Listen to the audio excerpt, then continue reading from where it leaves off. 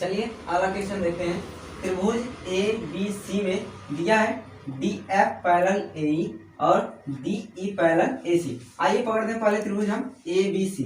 तो लिखिए त्रिभुज ए बी सी में, देखिए त्रिभुज ए बी सी में डी ई पैरेलल ए सी है, ये आपका दिया है।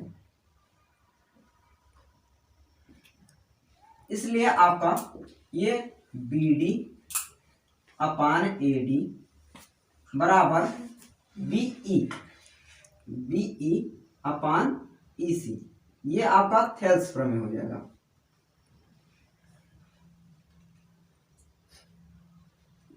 इसे आप इक्वेशन फर्स्ट मान लीजिए। इसी प्रकार त्रिभुज आप ले लीजिए ए बी ई में, देखिए इसमें आपका दिया है डी एफ पैरेलल ए ई, इसमें भी थेल्स प्रमेय लगाइए तो आपका हो जाएगा आपका B D upon A D बराबर B F upon F E. इसे इक्वेशन सेकेंड मान लीजिए। देखिए समीकरण 1 व 2 से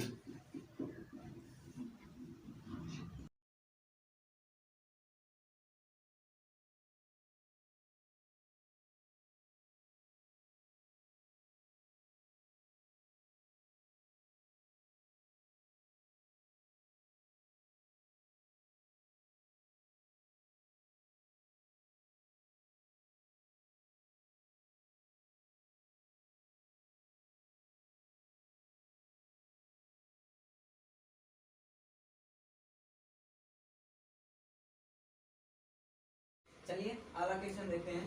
त्रिभुज ए बी सी में दिया है डी एफ पैरेलल ए ई और डी ई पैरेलल ए सी। आइए पकड़ते हैं पहले त्रिभुज हम ए बी सी। तो लिखिए त्रिभुज ए बी सी में, देखिए त्रिभुज ए बी सी में डी ई पैरेलल ए सी है, ये आपका दिया है।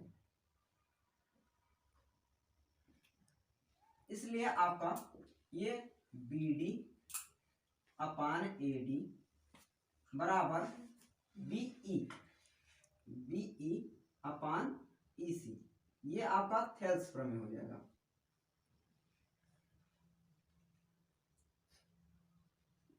इसे आप इक्वेशन फर्स्ट मान लीजिए। इसी प्रकार त्रिभुज आप ले लीजिए ए बी ई में, देखिए इसमें आपका दिया है डी एफ पैरेलल ए ई, इसमें भी थेल्स प्रमेय लगाइए तो आपका हो जाएगा आपका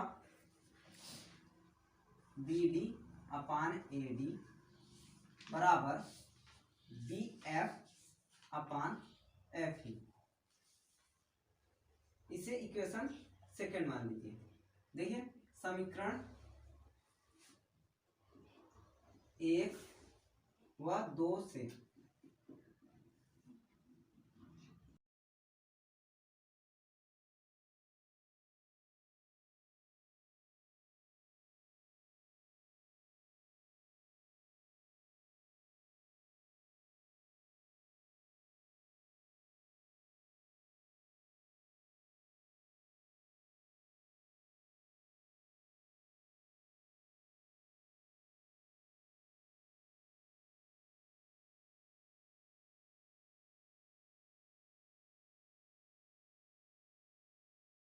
चलिए अगला क्वेश्चन देखिए।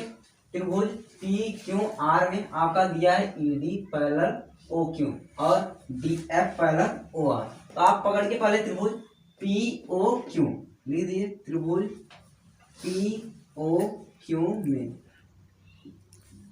चूंकि आपका E D parallel Q O है, इसलिए आपका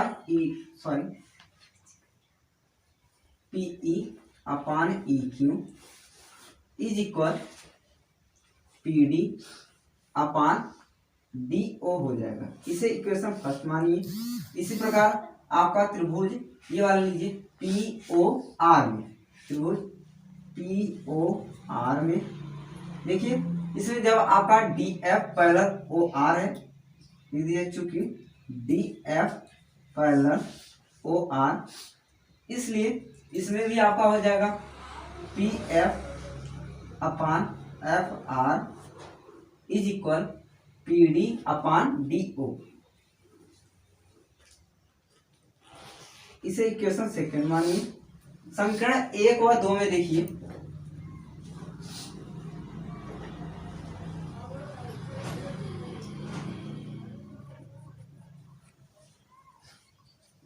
आपका देखेंगे इसमें दायां पक्ष दोनों में बराबर है। जब समीकरण 1 और 2 में दायां पक्ष बराबर है, बायां पक्ष भी बराबर होगा। बायां पक्ष बराबर कर दीजिए, हो जाएगा आपका PE अपान EQ बराबर PF अपान FR। लिखेंगे आगे, चूंकि त्रिभुज PQR में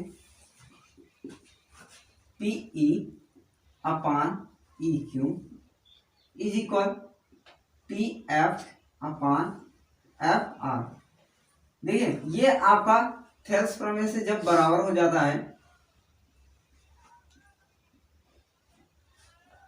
तो आपका हो जाता है EF पैरेलल QR, और ये आपका प्रूव होगा।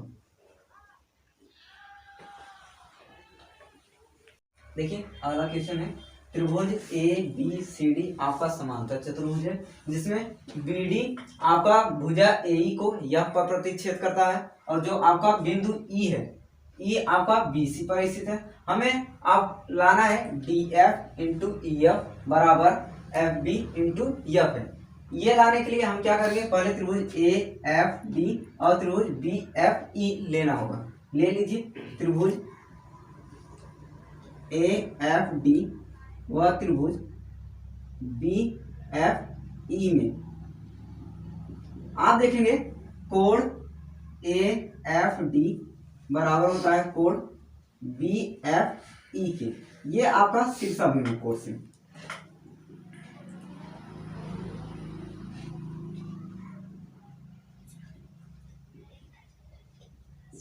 और देखिए आपका कोण ये ADF बराबर होता है कोण FBE के।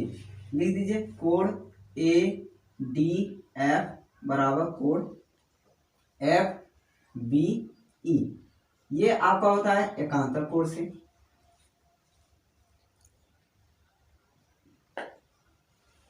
आप देखेंगे जब किसी दो त्रिभुज के दो कोण आपस में बराबर हो जाते हैं तो वे त्रिभुज आपस में समरूप हो जाते हैं। लिख दीजिए इसलिए त्रिभुज AFD समरूप त्रिभुज।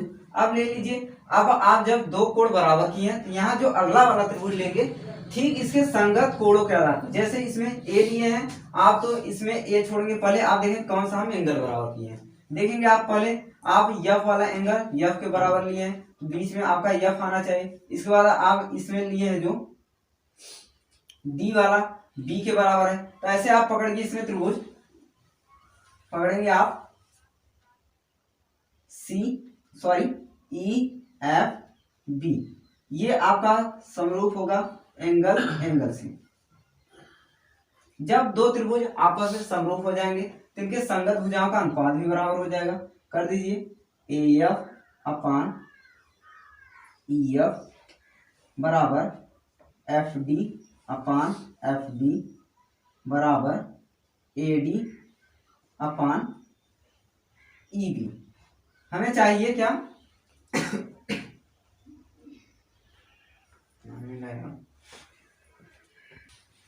चलिए इसमें हमें लाना है DF इंटू EF और बराबर FB इंटू EF है। देखिए अगर आप गुणा करते हैं AF इंटू FB आपका आ गया AF इंटू FB बराबर, अगर इसका गुणा इसमें करेंगे EF इंटू FB। हम इसके लिए ये दोनों लेंगे, इसे हम छोड़ देंगे। ले लीजिए आपका हो जाएगा AF अपान EF बराबर FD अपान एफ बी, और त्रिज्या गुणा कर दीजिए, आपका आएगा A F into F B बराबर E F into F B. अब हम क्वेश्चन के अनुसार कर देंगे तो आपका आ जाएगा D F into E F बराबर एफ बी इंटू एफ, और यही आपका प्रूव होगा। आइए अगला क्वेश्चन देखते हैं। दिया है थेल्स प्रमेय का प्रयोग करके सिद्ध कीजिए कि त्रिभुज के एक भुजा के मध्य बिंदु से एक अन्य भुजा समांतर खींची गई रेखा तीसरी भुजा को संविभाजित करता है। आइए मान लेते हैं आपका एक त्रिभुज एबीसी है जिसमें बिंदु डी भुजा एबी का मध्य बिंदु है। भुजा एबी का मध्य बिंदु है तो आपका एडी बराबर बीडी हो जाएगा। तो आइए सिद्ध करते हैं हम। त्रिभुज ए बी सी में चूंकि डीई पैरेलल बीसी, इसलिए थेल्स प्रमेय आपका हो जाएगा A D upon B D is equal A E upon E C. जैसा कि आपका बिंदु डी भुजा एबी का मध्य बिंदु है तो आपका एडी बराबर बीडी हो जाएगा। तो हम यहाँ चाहे तो एडी का स्थान पे बीडी रख दें या तो बीडी का स्थान पे एडी। आइए रखते हैं, हम एडी का स्थान पे बीडी रखते हैं तो हो जाएगा आपका B D upon B D is equal A E upon E C. आपका ये कैंसिल हो जाएगा, एक होगा, और जब तिर्यक हम गुणा करेंगे आपका आएगा एई बराबर ईसी। इसका मतलब जब आपका एई के बीच की दूरी बराबर हो गई ईसी की तो आपका बिंदु ई एसी का मध्य बिंदु होगा, इसलिए बिंदु ई एसी का मध्य बिंदु होगा।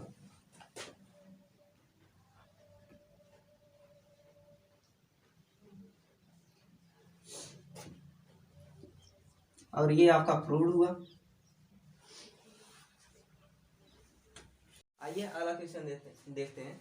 दिया है थेल्स प्रमेय का प्रयोग करके सिद्ध कीजिए कि त्रिभुज के एक भुजा के मध्य बिंदु से एक अन्य भुजा समांतर खींची गई रेखा तीसरी भुजा को संविभाजित करता है। आइए मान लेते हैं आपका एक त्रिभुज एबीसी है जिसमें बिंदु डी भुजा एबी का मध्य बिंदु है। भुजा एबी का मध्य बिंदु है तो आपका एडी बराबर बीडी हो जाएगा। तो आइए सिद्ध करते हैं हम। त्रिभुज ए बी सी में चूंकि डीई पैरेलल बीसी, इसलिए थेल्स प्रमेय आपका हो जाएगा A D upon B D is equal A E upon EC.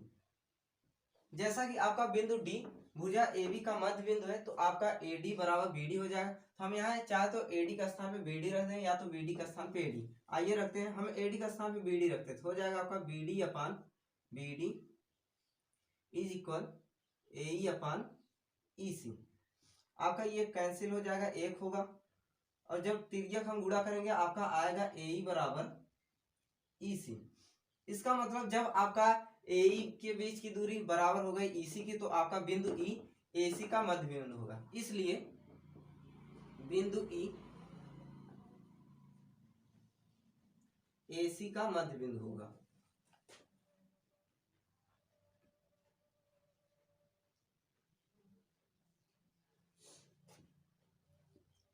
और ये आपका प्रूव हुआ।